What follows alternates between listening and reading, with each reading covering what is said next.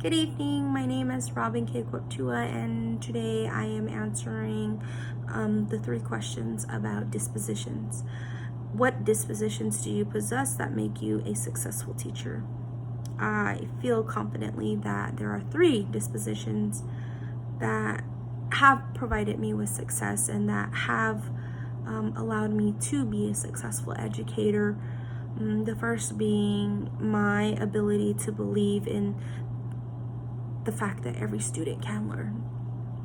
It shouldn't be based off of length of time or age, but that they can learn and they will learn and they have that ability within themselves.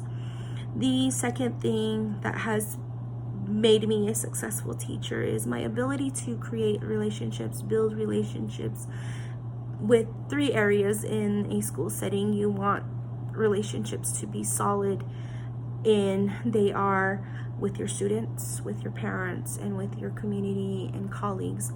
So you're creating these different relationships so that eventually you're able to help yourself and help your students and give your students the best resources, give your students the best of you through these relationships. The third thing that I have found that has brought me success as well is my belief and my knowledge of growth, and not sitting in a comfort zone, always making sure that I am up to date on the latest techniques, that I am up to date with my standards, that I understand where I need to take my students and what direction I need to go, and just never letting myself fall behind, because if I'm falling behind, my students are going to fall behind. So I need to make sure that I am up to date with everything, and I continue to let myself grow, because that's what we do for our kids. We teach them to grow. We must grow as educators.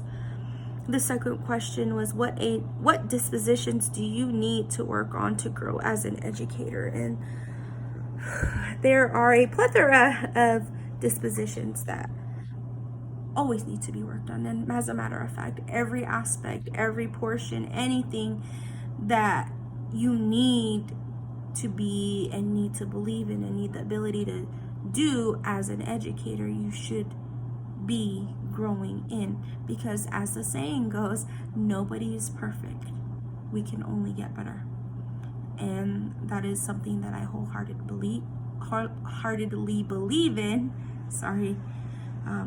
But one specific pinpointed area that I do identify as a weakness, and I am continuously trying to get better at, is the area of data.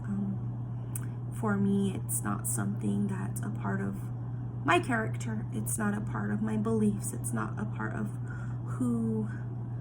what I see as a helpful tool in education.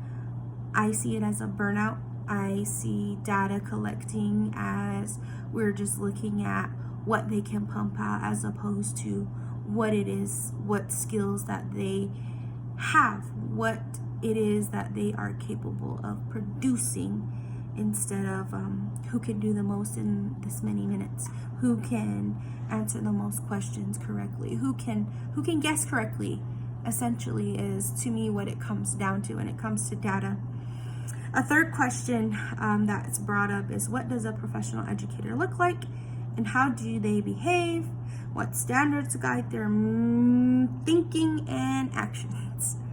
And to pinpoint what a professional educator looks like could take me days, and I only have a few minutes. So I will say that first and foremost, we are professionals. We act professionally in our professional setting, and we make sure that we separate home and school, and we make sure that we understand that we are role models. We are on the line, as they say. We're on the front lines. We are the ones the students see all the time. We are the ones who many students want to be like, and if we don't portray ourselves in that way, then we end up leading our students to not such a successful life. And standards that guide an educator's thinking and their actions, for me, I can't pinpoint, again, a specific standard for every single educator, because not every educator is in the same setting. Not every educator has the same set of students, and not every educator is afforded the same resources. So I think that it would be safe for me to say that the standards that guide your thinking and guide your actions as an educator are going to be dependent on who you are servicing, where you are servicing, and what your end goal is for these students. At the end of the year, what do you want them to produce? What do you want them to be like? What do you want them to learn? How do you want them to grow? Those are going to determine what standards you need to hold for yourself. And I believe that is it. Thank you.